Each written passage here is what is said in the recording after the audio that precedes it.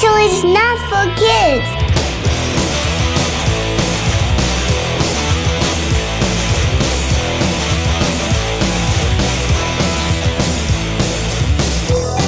By now, everyone knows what beatboxing with the Joker is. So. Hit them with that 2 episodes later. Are you still serious? Should we do like a best of bits? Like best of Tom and Kenny bits? What, do you have something in mind? Kiki Boba, Carl Chuddick. What do we even talk about on this show? Reiner, Knizia.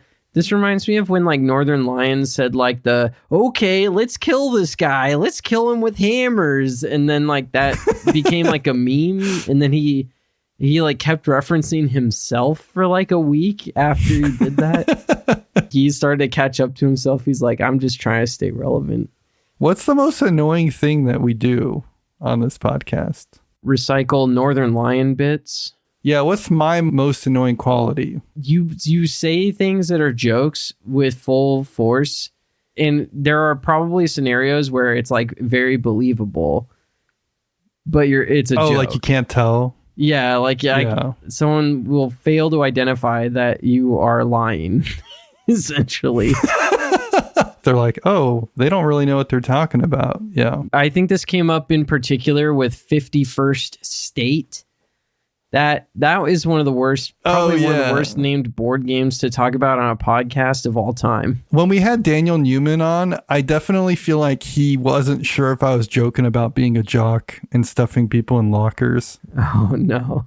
There was definitely that vibe of like, is he just like, remorseful about it? Aware that was a bad thing that he did? Like...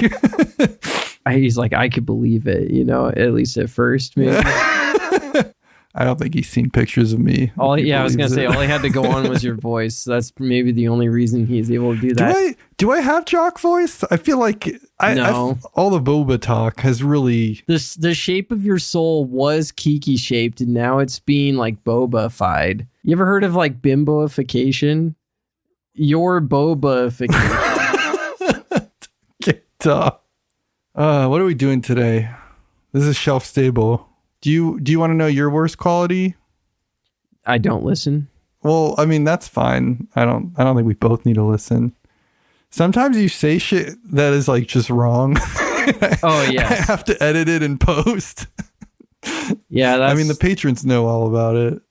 This reminds me though, remember when you told me that your band had recorded a new sample, like a sample song?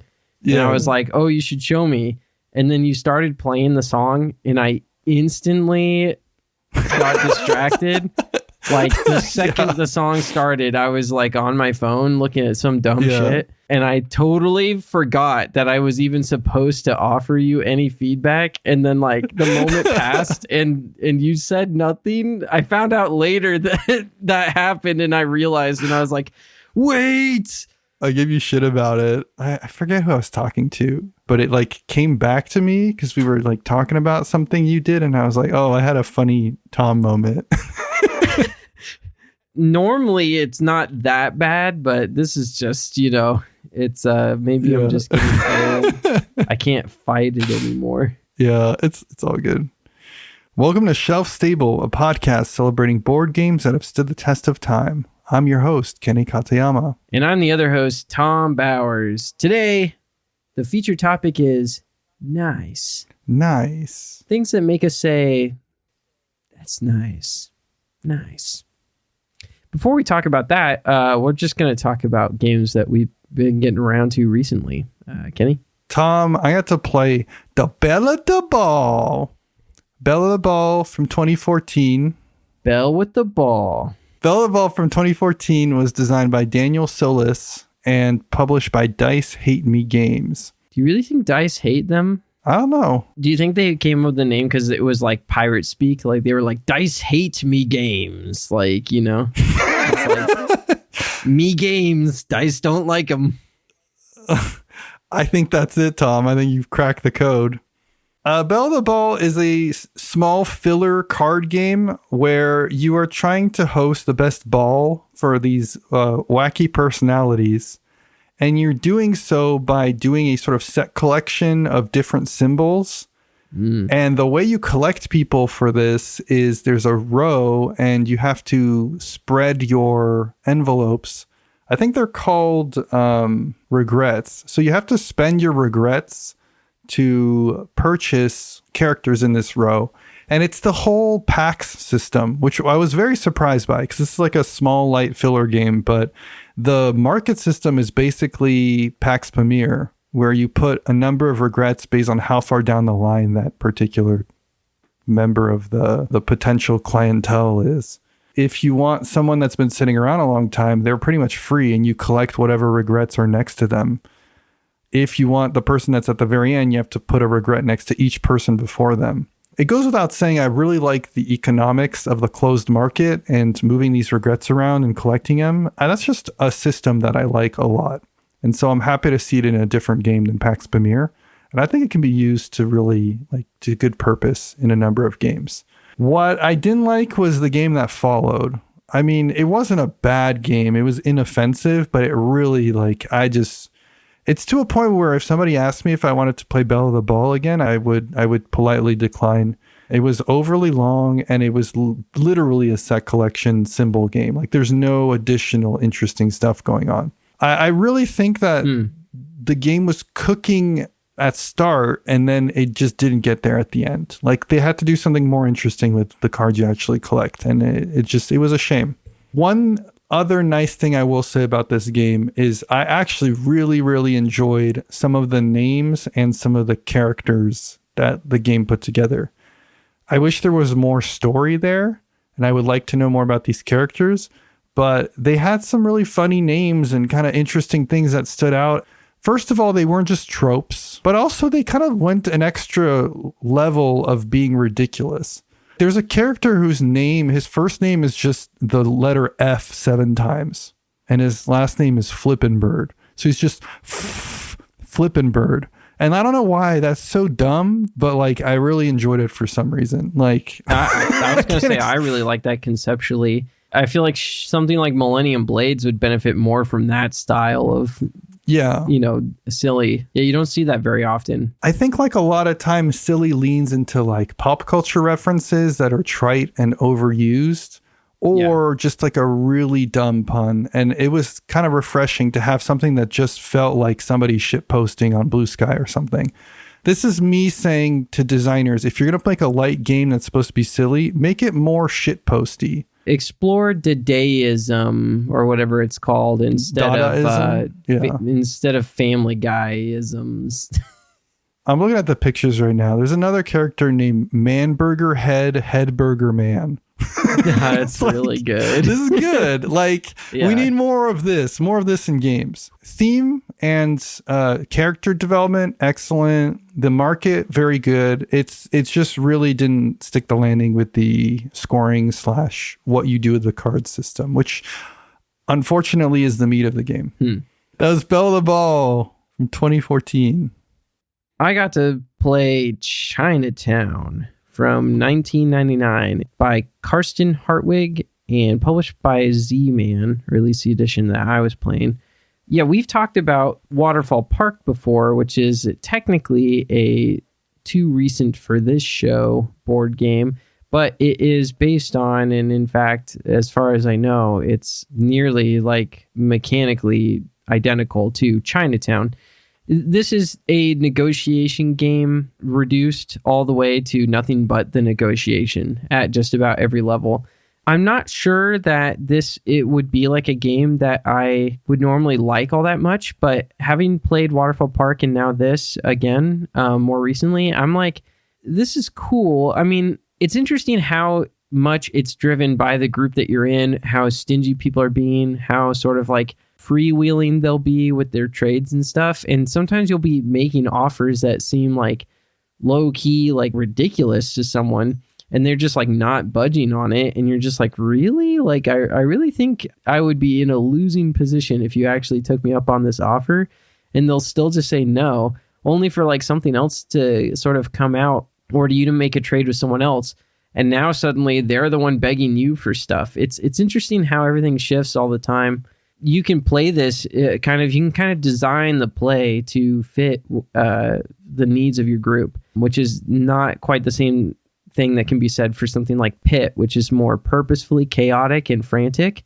At Chinatown, you have to be moving quick, but like you could agree as a group to take trades in turns if you really felt like you wanted to sort of alleviate the stress of people being able to jump in and steal offers in and out from under you. But I personally would not play it that way. I think part of the fun is kind of being able to counter offer people's offers on stuff. We also had one of the players, he was like really driven to acquire an entire city block.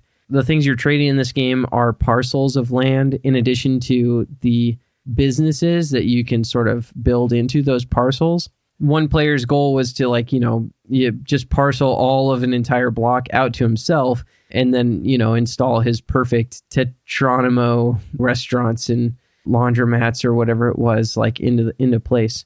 And ultimately he got there, which I think is actually pretty impressive. I feel like most of the time he would be denied, but not only did he get there, he almost didn't lose, even though people were like being kind of shrewd in their negotiations with him because he made it so obvious that he really wanted that entire city block. You know what I mean? It was literally like a game that was like 4 players and it was like 4 points wide, the difference between first and last. So it was kind of nuts. Wow, interesting. Yeah. I think it kind of lends itself to that because the math is so calculable. Mm-hmm. And I know that's one thing that like Holly and our group really likes about the game. It is a negotiation game, but you can kind of clearly see how things are going to contribute to people. And so it becomes about like getting the correct price for that. It's really tight in that sense.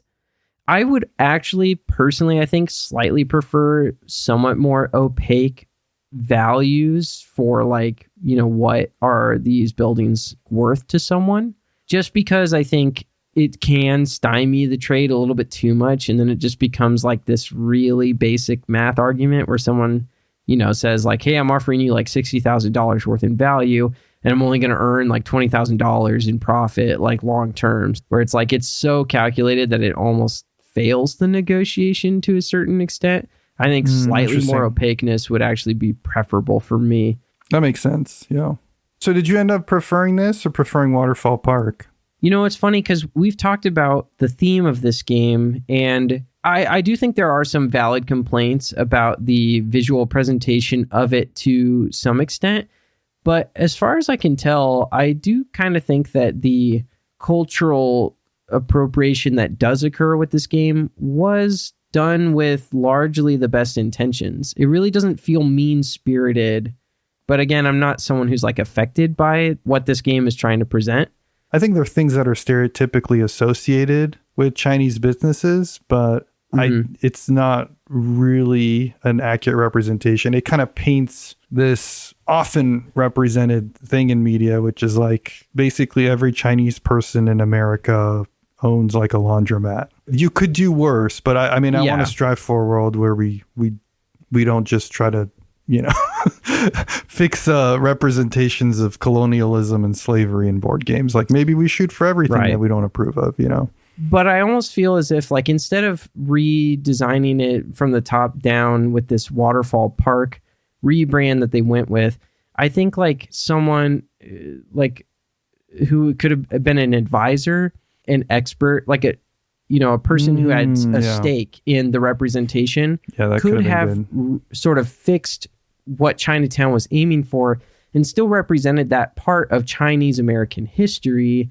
in a way that felt more robust and less stereotypical, like you're saying. And then, and kept that vibe. Because I think that the story of early Chinese immigrants and the, I guess, like efforts they went through to establish businesses and create these pockets of their own culture in the United States is interesting. But I do think that there's ways in which this original game kind of missed the mark that today we could be more cognizant, but instead it seems like we're just sort of avoiding the topic altogether, which I'm not sure, I'm not convinced that that's like the better move that they could 100% agree. I think that's a really good point. It was Chinatown.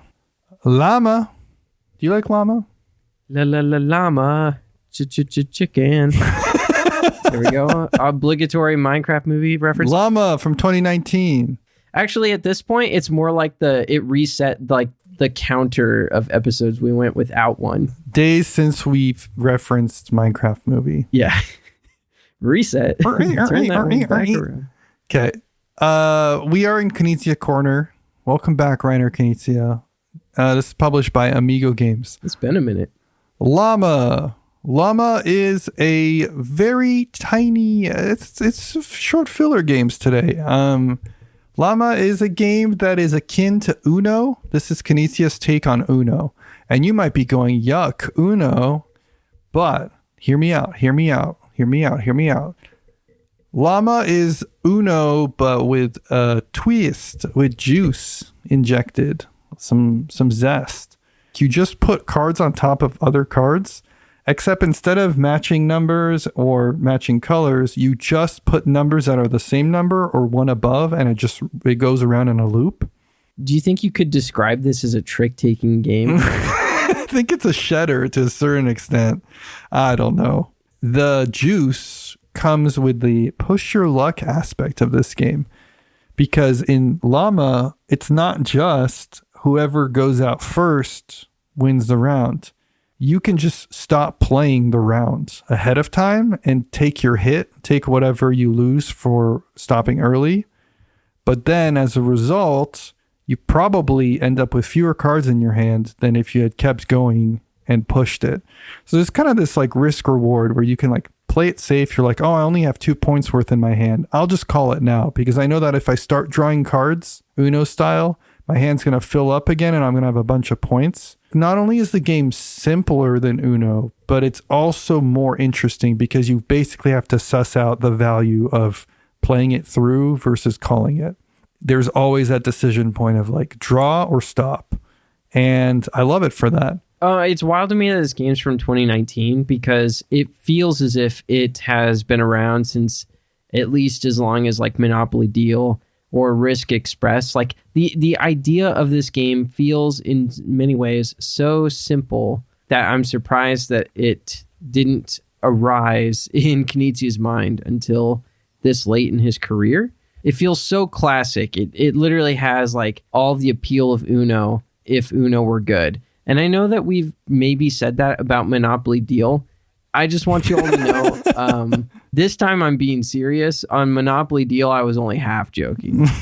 Still half joking, not joking. I like Monopoly Deal. I understand some of our fans out there have been a little bit disappointed when they finally got around to it. But I appreciate your giving it a try nonetheless.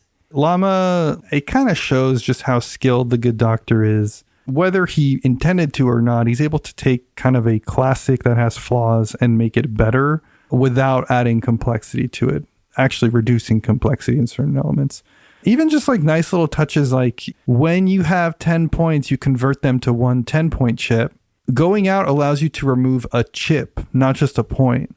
The further along you get accumulating points, the more incentivized you are to go out and keep pushing further because A, you have nothing to lose, but B, you potentially get rid of 10 points instead of just 1 point. That's like, chef's kiss. Like he added back in shooting the moon. Yeah. It's nice. The funny thing about this is that I feel like it used to be a huge meme to just call whatever the new game was like the blank killer. Mm-hmm. But like Llama is literally the Uno killer. Like Uno was already dead. And then Llama came and like double tapped it, shot it in the head again. Yeah, Llama gave it a +4. Hey. Hey. Oh. That was Llama from 2019. Okay, Kenny, I'm going to talk about a game from 2013. Reading that number out loud, I'm actually a little surprised again that this game is as recent, quote unquote, as he said, with Copium, not realizing that it's been 12 years since 2013. Hope you feel old now. In 2013, the newest Nintendo console was the Wii U, I think. Yeah. Oh my God. I'm talking about Nations. This is designed by Rustan. Oh, good luck with these. I don't know. How do you pronounce the little circle over an A? I don't know. I think it's Rustan Håkansson and Nina Håkansson and Einar Rosén and Robert Rosén. Hopefully I'm saying your names right. Published by Lautapelit.fi, Lautapelit.finland. Nations, it came in like this giant box, and it had a theme that is very similar to Through the Ages or Age of Empires or, you know, any of those other Civilization big board game box games. I just always kind of assumed it was going to be another thing like that. And then the other night you go, hey, you want to play Nations? And I was like, eh. And you're like, it's got to be like, it's like a 90-minute game, trust. And I was like, okay, if you're saying it. And then it really was. And not only that, but it was like simple card drafting. I mean, as simple to play as the game Dream Home, which I don't think you've played, but I know I've talked about it before. Yeah. It's just straight up like you just have like this river essentially of cards, and it's like, okay, which one do you pick? And then you just try to make picks that will help you sort of steamroll into a successful civilization. And I mean, overall, at least playing it 2-player, it really wasn't a bad experience. I kind of liked this game to some extent, but there was kind of like an upper bound to how interesting I found the mechanics. And I came away from it ultimately saying that my fundamental issue is that there wasn't this sense that you were really building up towards something. You never kind of got like rewarded for investing early in some kind of technology or tech path, only for some later age to reveal that, oh, because you studied mathematics so much, guess what? You're really good at intercontinental ballistic missiles. Something that like Seven Wonders by comparison does very well, or even Through the Ages, which this game is like, you know, clearly aping on a little bit. It lacked that sensation where you're going through time in an interesting way. Through the Ages, I agree with you. Seven Wonders doesn't feel like anything to me. It almost feels like an abstract. So I don't know if I can get behind that one, really. Well, you know how like the stuff that comes up for free and you're like, oh, I can take this for free. Like, you know. Yeah, but like I forget there's pictures on those cards. Bro doesn't pay attention to the theme of Seven Wonders. I'm not nutting while I'm playing Seven Wonders because there's a picture of the pyramids, you know, like. Well, I'm not saying that like Seven Wonders is like the best at this. I'm just saying like it gets the idea right. Like if you invest in science, you get more rewarded the more science. Yeah, do you remember what the gears represent in science? Because I don't. It doesn't matter that much. I'm just saying that like you can specialize and sort of like outcompete on like one axis or another. And in Nations, it just kind of felt like you had to do everything a little bit better. And like, I agree you're not ultimately building towards one kind of civilization or a culture win instead of a war win or anything like that. Yeah, I would still put Nations more in that camp than I would Seven Wonders. But this isn't a conversation this is where you're wrong. Yeah.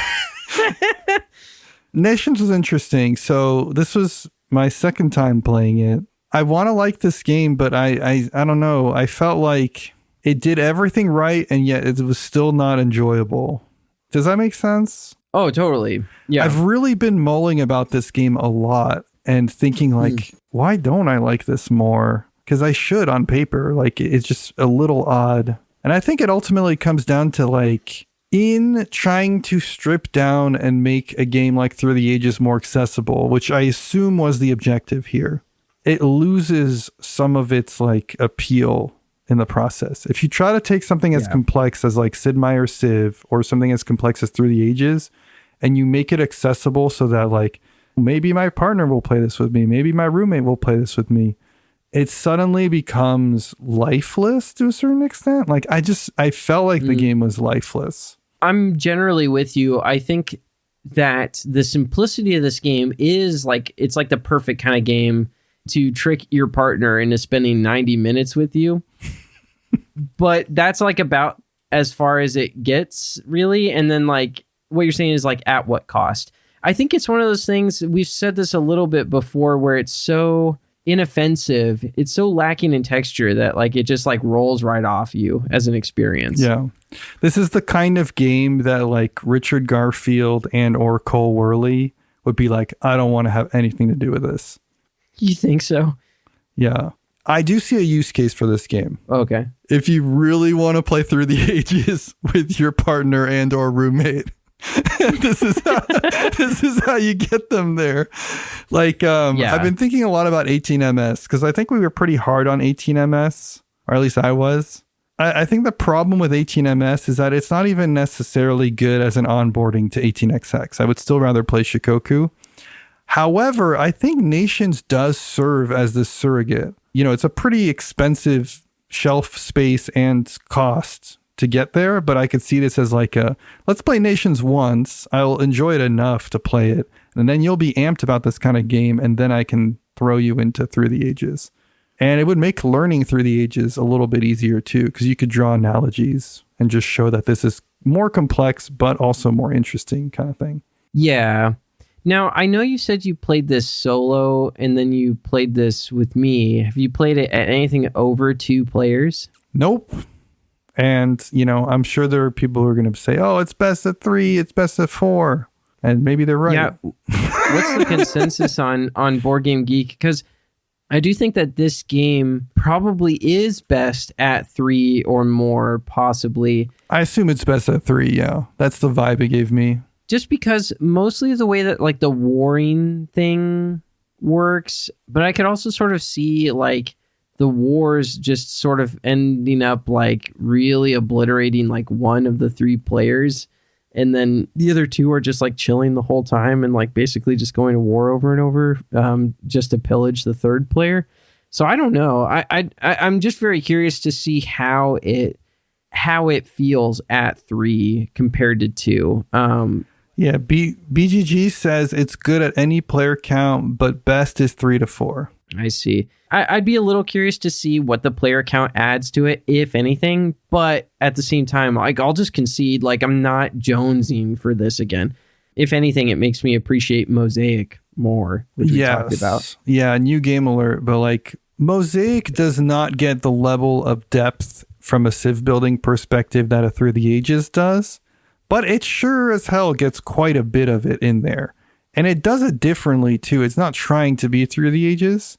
But like Mosaic is super snappy and pretty intuitive once you get going. I think Mosaic is like peak when it comes to civ games, in my opinion. They cracked the code for what it's worth. Yeah, I'm glad you brought it up because, yeah, in comparison, Nations, it feels like it attempted to do what Mosaic did. I think we're saying the same thing. I think we feel similarly on this game. It's going to take more than a whole nation to make me play this one again. Nations from 2013. 100 games to play before you die. Okay, Kenny, it's time to talk about the 100 games that you are required to play before you turn 100 or die or whatever the heck happens in between. And game number 55, I'm not going to say his name this time because we want him to hold out. December 13th, here we come. Channel all your spirit energy. There. Spirit bomb of positive life energy. You know who to direct it to. You know where to direct all the negative energy. Anyway, game number 55 on this list is Istanbul, not Constantinople. Istanbul from 2014. Sorry, it's, you know, I'm a guy from a very particular time, okay? Okay. Istanbul, designed by Rüdiger Dorn and published by Pegasus Spiele. Kenny, why is this on the list? This is primarily on the list because of Pick Up and Deliver. You heard of this? Pick Up and Deliver? Anyone heard of this mechanic? I mean, it's pretty common in games. You see it all over the place. I wouldn't say it's one that people gravitate towards, but it's one that people enjoy in games. It can be very enjoyable when it's well executed. Pick Up and Deliver is an interesting one because I often think I don't like it, but then I enjoy a lot of games that have it. So I think it really just depends, and it's kind of a big blanket. And one of the ones I do enjoy is Istanbul. It also has a very unique worker movement system that I think I've only ever seen in Yokohama. Like, I think that's the only other game that really does this. you're moving around these spots, action selection spots, but you can only move the ones that are nearby you. And whenever you move to them, you drop off some of your babies, and your daddy has to go and pick them up at some point. The further you move away, the more you're going to have to backtrack. And so it's like an investment to a certain extent. A different type of worker movement than Yokohama. I think Yokohama took it in a very different direction, but nonetheless has quite a bit of the same DNA. This is also the game highlighting Rüdiger Dorn, who's a very interesting designer. And the funny thing is that this game kind of has a little bit of overlapping DNA with another Rüdiger Dorn game, which we like, which is Las Vegas or Las Vegas Royale. Oh, yeah. There's 16 spaces, and each space has kind of its own thing going. It has like, not necessarily a mini game, but it has like these interesting moving parts to them that feel modular and independent while also all routing back up into the central game.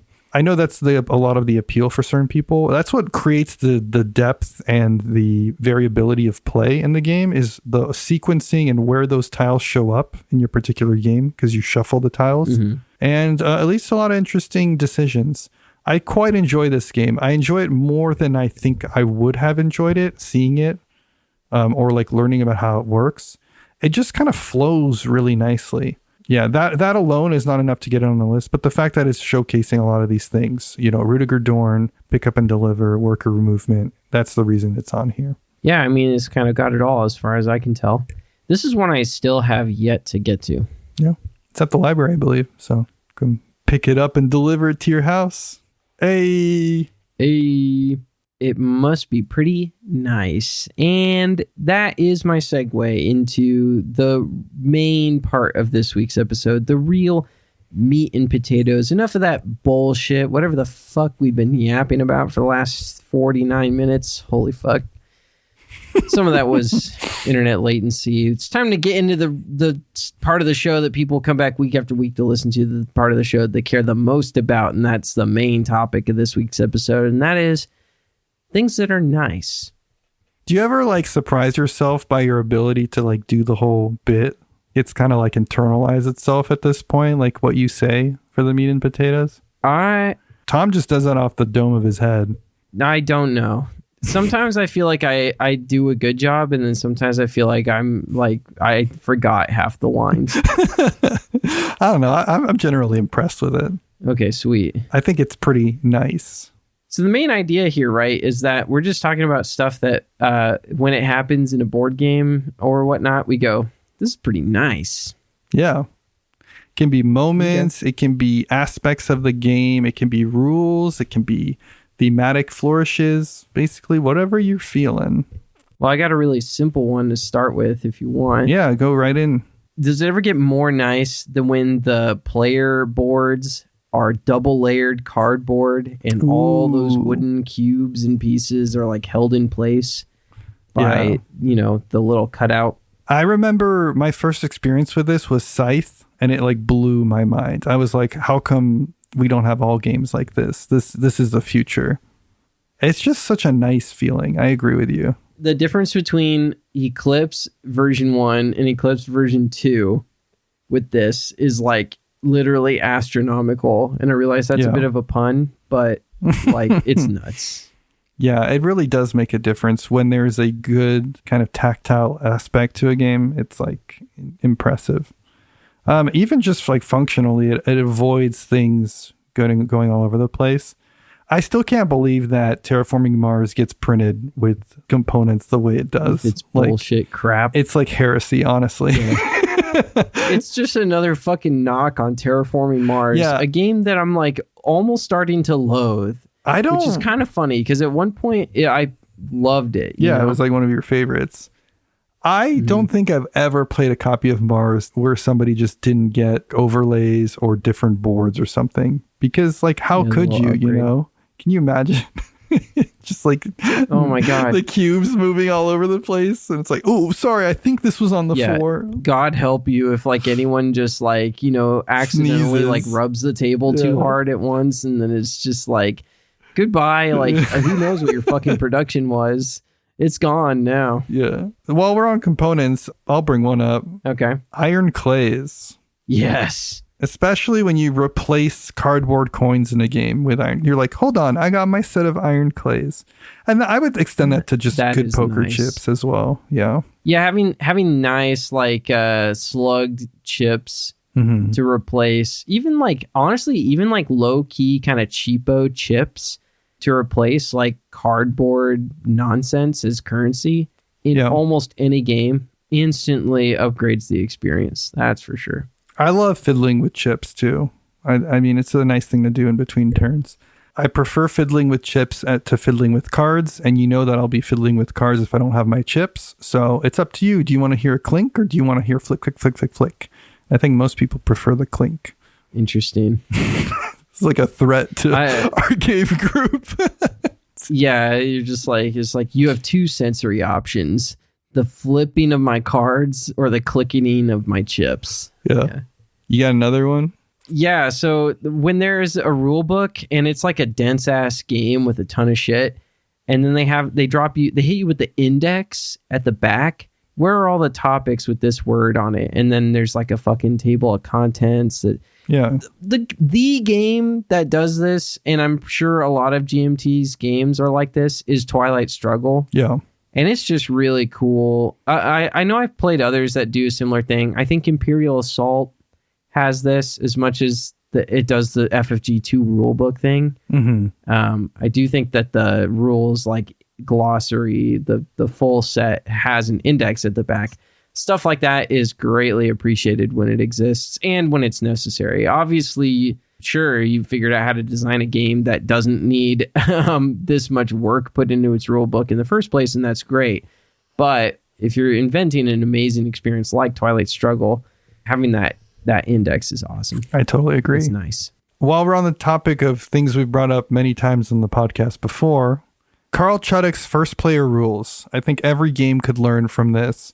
Find a way to include something in the setup that determines first player order. In innovation, you get to pick which of the two cards you were handed at the start of the game goes on your board and which one stays in your hand. Whoever has the first alphabetical order gets to go first in the game. Similarly, in Motainai, you discard a card to the discard pile to the floor for each player. Whichever card got discarded in front of you represents your player order. Same thing, alphabetical order. Very nice, very elegant. You're not adding to the setup time, but you are determining in a random fashion who goes first. I don't think it's easy to do for every game, but I wish more games would follow this because I am sick and tired of the person who recently quilted with cats on top of their quilt. We've talked about this. Like, just find a way to elegantly, randomly determine first player. It really highlights the fact that there are two wolves inside me that like... When the rule book says like decide the first player at random, I'm like boring. But then when it does the other thing and it goes like whoever last went on a trip in the real world to this place, it's like, oh, shut up, you know. Like it's like this is the middle ground, I suppose, that we're asking people to strive for, which is like make your game do the Chwazi app or whatever the pick at random app. Just build it into the game if you can. Yeah. Terraforming Mars could have easily done this, just as an easy example to pick on. Any game that has player boards that are not asymmetrical can do this very easily, as demonstrated by Project L. I think Project L is another really good example. Project L, you shuffle up the player boards and you hand them to each person, and on the back of the player boards, it says first player on one of them. I think this is a really elegant way to do it, and I wish more games do that. I don't think it's just Project L. I think there are other games I've played that do this. Yeah, totally. It's just one of those things where like you don't really need to put that much thought into it if you're designing your game. And I'm not going to like begrudge your entire game when you don't have this, but when you do, it's pretty nice. So another thing that I really enjoy is when I'm, sitting waiting for my turn to come around. And I realized that I have like a shitload of pieces that are stackable.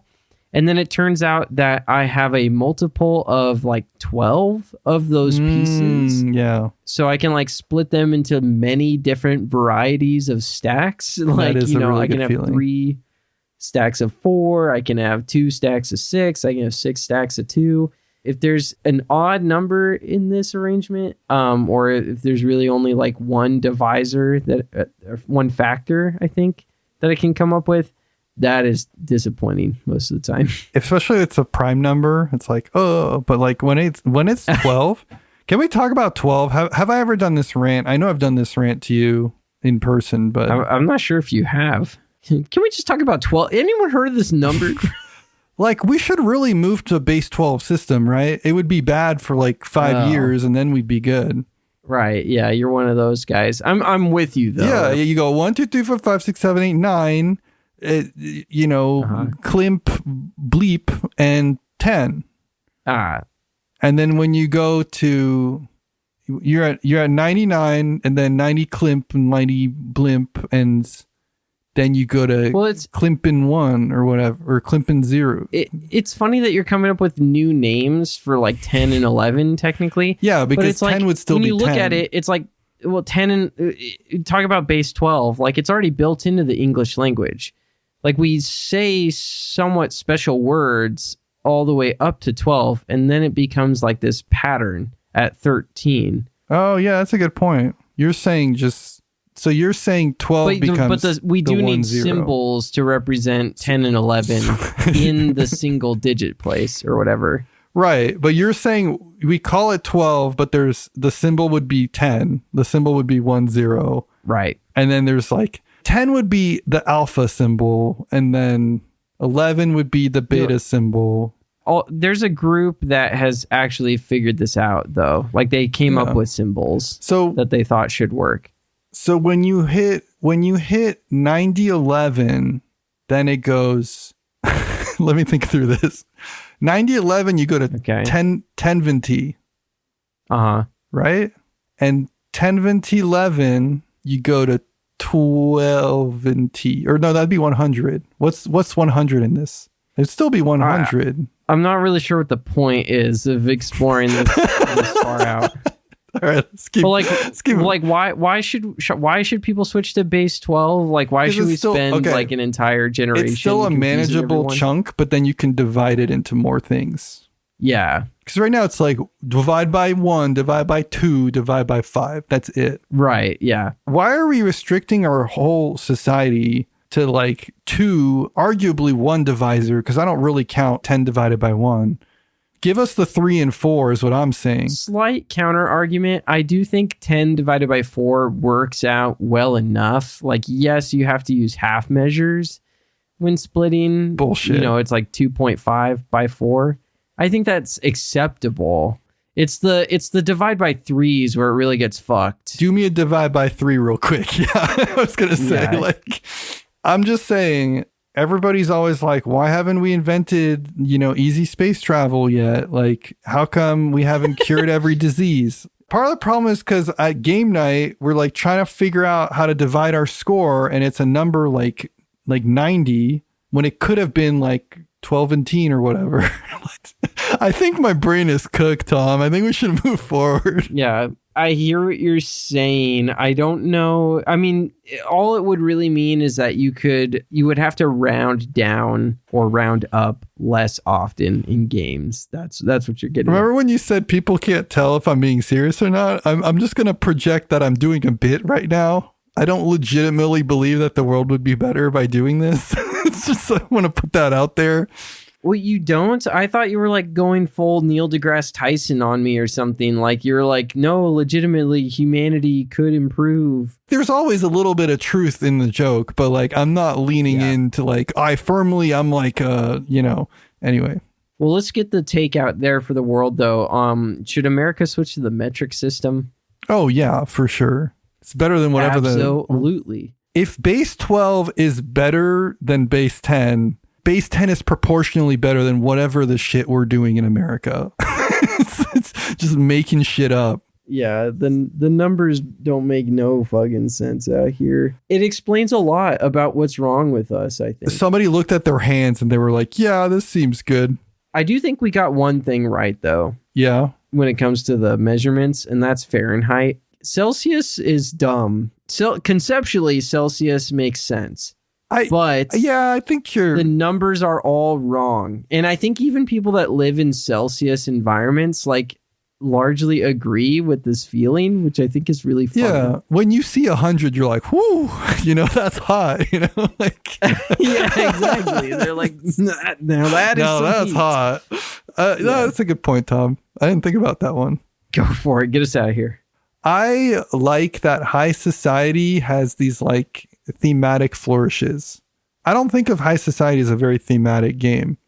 But I love that, like, you'll flip a card over and it'll say, like, oh, faux pas, and then it gives you, like, negative 10 points.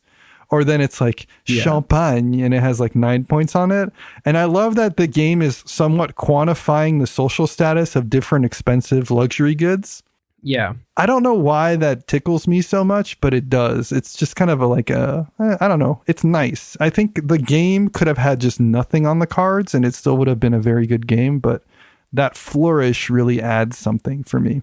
Yeah, I don't think I disagree. I like it when there's just that little bit of flavor add that makes the numbers like illustrate some hierarchy.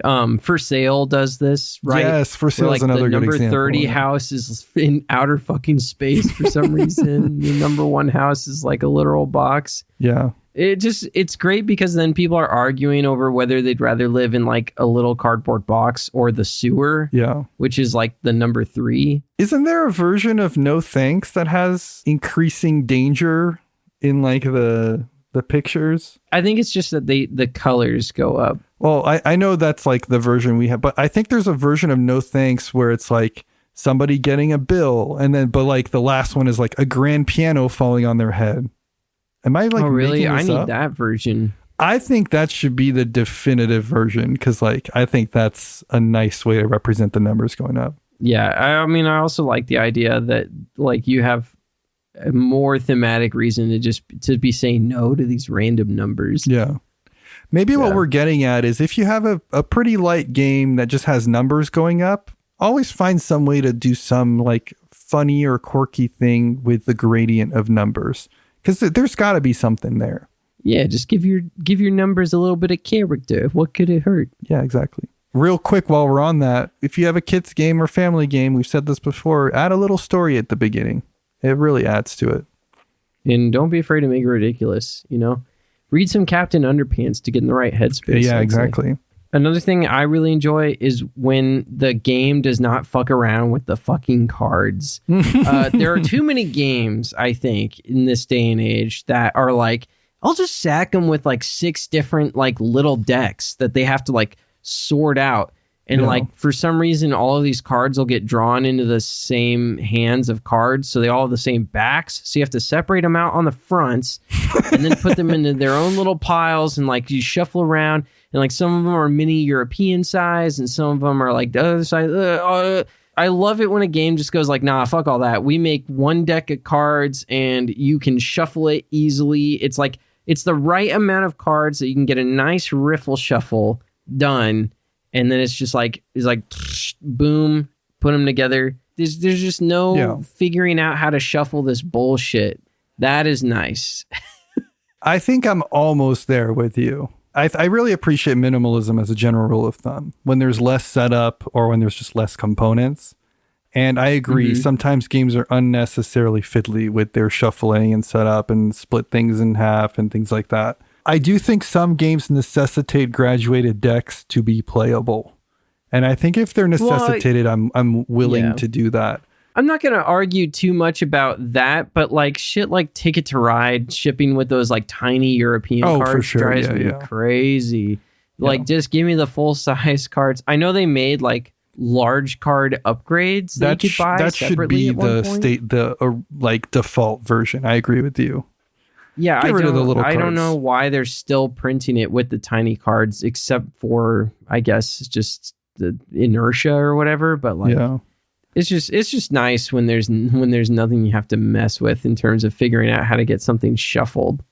Yeah, in general, a very minor one, but I like little measurement flourishes. So like the ruler in Hungry Monkey that allows you to figure out where to insert the cat card, as opposed to saying like grab a pile of like 5 to 10 cards from the bottom of the stack and slide the cat in somewhere around there. That's what a lot of games do. In Hungry Monkey, they give you like a ruler on the card itself. I think that's a really nice touch. Oh, I see. And similarly, the bidding pieces in Furnace, the fact that the 3 is larger than the 2, you can stack them so you can see who came in first.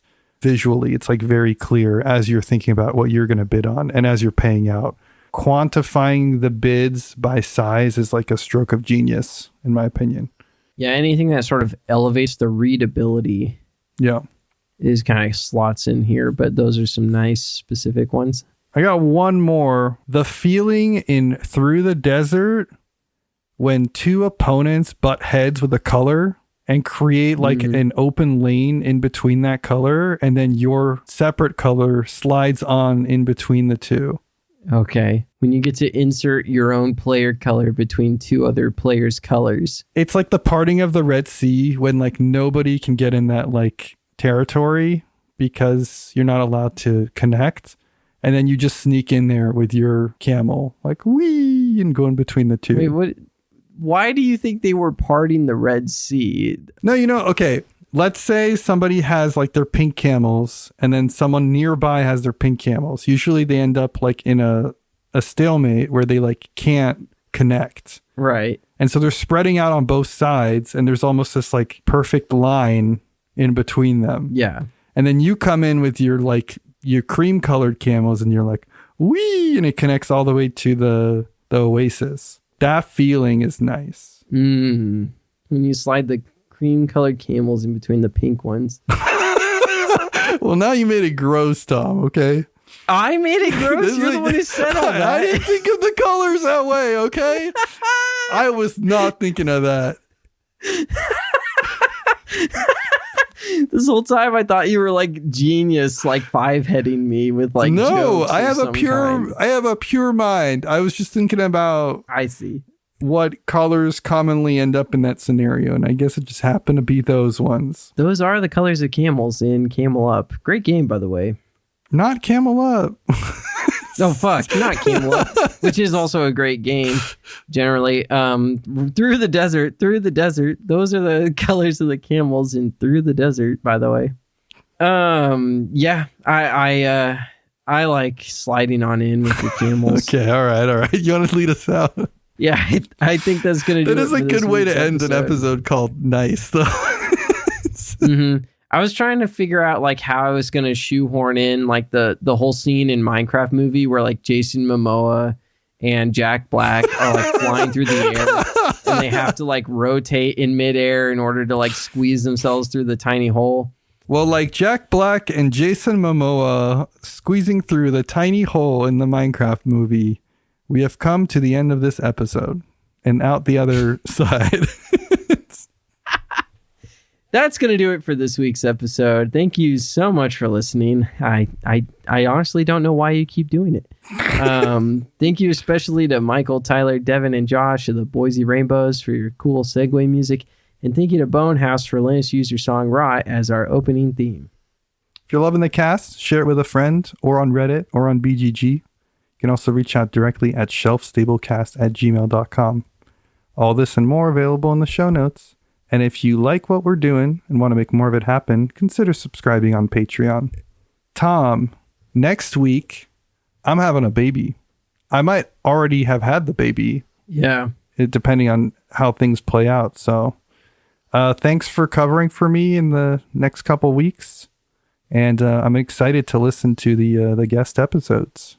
Yeah, next week it's going to be all Tom all the time. No Kenny's allowed. All right. Well, I'll see you on the other side. Well, good luck on the child having bit there. Yeah. And I hope that works out for you. Bye. See ya. And I never heard from Kenny ever again.